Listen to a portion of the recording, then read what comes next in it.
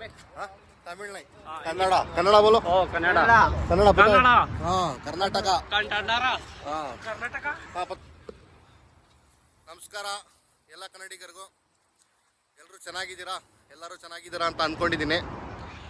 ಇವತ್ತು ನಾನು ಬಂದಿರೋಂಥ ಜಾಗ ದುಬೈ ಕ್ರಿಕೆಟ್ ಸ್ಟೇಡಿಯಂ. ಇದು ಯಾವುದೋ ಮ್ಯಾಚ್ ಇದೆ, ಸೇಮ್ IPL ಥರನೇ. ಆಫೀಸಿಂದ ಪಾಸ್ ಕೊಟ್ಟಿದ್ದಾರೆ, ಅದಕ್ಕೆ ಏನು ದುಡ್ಡೇನಿಲ್ಲ, ಫ್ರೀ ನನಗೆ. ಅದಕ್ಕೋಸ್ಕರ ನಾನು ಬಂದಿದ್ದೀನಿ. ಯಾಕಂದರೆ ತುಂಬ ದೂರ ಇರೋದಿದು. ನಾನಿರೋ ಕಡೆ ಜಾಗದಿಂದ ಬರಬೇಕಂದ್ರೆ ತುಂಬ ದೂರ, ಒಂದು 50-60 ಕಿಲೋಮೀಟ್ರ್ ಆಗುತ್ತೆ. Gulf games was Abu Dhabi night Riders ಅಂತೆ.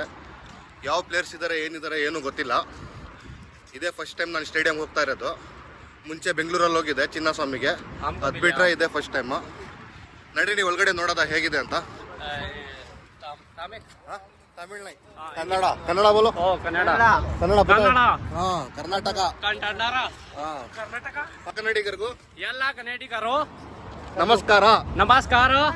ಎಲ್ಲರೂ ಅಹಮದ್ ಕನ್ನಡಿಗ ಚಾನಲ್ನ ಸಬ್ಸ್ಕ್ರೈಬ್ ಮಾಡಿ, ಫಾಲೋ, ಶೇರ್ ಮಾಡಿ, बेल आइकन ಒತ್ತಿ. भाई को सपोर्ट करो. कन्नड़ा में बोलना, हिंदी में नहीं. कन्नड़ा कन्नड़ा सबको बोल दो. बाय. ओके, हम ग्राउंड में आ गए हैं. बोली के थे वे बोली बेचा ना ऐसी बेचा आ गए. थैंक यू भाई.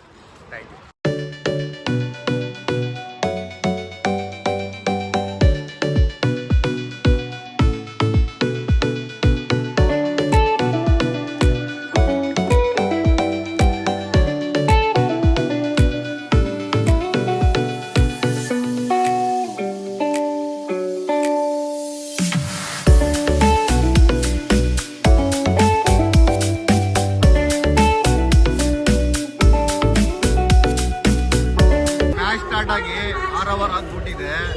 ನಾನು ಬಂದಿರೋದು ಸ್ವಲ್ಪ ಲೇಟು.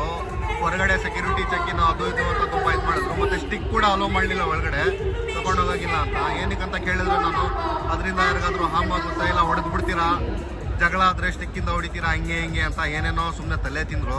ಸರಿ ಬೇಡ ಅಂತ ಅಲ್ಲೇ ಇಟ್ಬಿಟ್ಟು ಹೊರಗಡೆ ಇಟ್ಬಿಟ್ಟು ಬಂದೆ. 6 ಓವರ್ಗೆ 52 ರನ್ ಆಗಿದೆ. 1 ವಿಕೆಟ್ ಹೋಗಿಲ್ಲ. ಯಾರೋ ಇಂಟರ್ನ್ಯಾಷನಲ್ ಪ್ಲೇಯರ್ಗಳಿದ್ದಾರೆ, ಅದು ಯಾರಂತ ಗೊತ್ತಾಗ್ತಿಲ್ಲ, ಮುಖಗಳೇ ಕಾಣ್ತಾ ಇಲ್ಲ. ಅದು ಮತ್ತೆ ಚಿಕ್ಕದು ಇದೆ ಸ್ಟೇಡಿಯಂ, ಏನು ಅಷ್ಟು ದೊಡ್ಡದಾಗಿ ಕಾಣ್ತಾ ಇಲ್ಲ. ಇದೆ ಅಂತ ಇಂಟರ್ನ್ಯಾಷನಲ್ ಸ್ಟೇಡಿಯಮ್ಮು. ಅದೇ ಕೋವಿಡ್ ಟೈಮಲ್ಲೆಲ್ಲ ನಡೀತಲ್ಲ IPL, ಅದೆಲ್ಲ ಇಲ್ಲೇ ನಡೆದಿದಂತೆ. World international cricket T20 league same IPL ಥರನೇ. ಇಂಡಿಯಾದಲ್ಲಿ ಯಾವ ಥರ IPL ಆಡ್ತಾರೆ ಸೇಮ್ ಅದೇ ಥರ. ಬೇರೆ ಬೇರೆ ಟೀಮ್ ಮಾಡ್ತಾ ಇದ್ದಾರೆ. ಇಂಟರ್ನ್ಯಾಷನಲ್ ಪ್ಲೇಯರ್ ಎಲ್ಲ ಇದ್ದಾರೆ. ಕ್ರಿಸ್ ಲೈನು, ಲೈನು, ತುಂಬ ಜನ ಇದ್ದಾರೆ.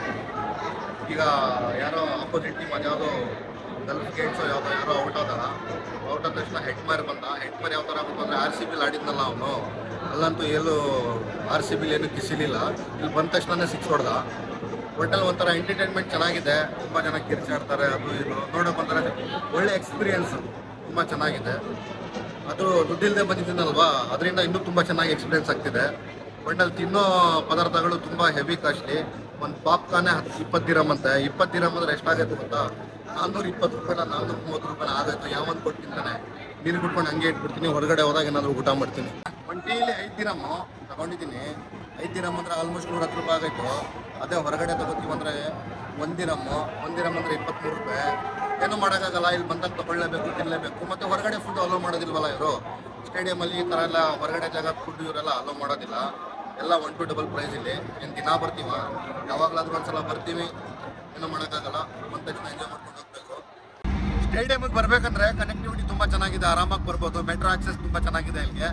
ದೇರಾ ಸೈಡು, ಯೂನಿಯನ್ ಸೈಡಿಂದ ಬರೋರು red line metro, train to expo 2020 ಅಂತ ದುಬೈ ಇಂಟರ್ನೆಟ್ ಸಿಟಿ ಹತ್ರ ಇಳಿಬೇಕು.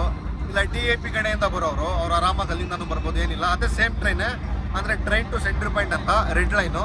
ಅವರು ಅಷ್ಟೇ ದುಬೈ ಇಂಟರ್ನೆಟ್ ಸಿಟಿಲಿ ಇಳಿಬೇಕು.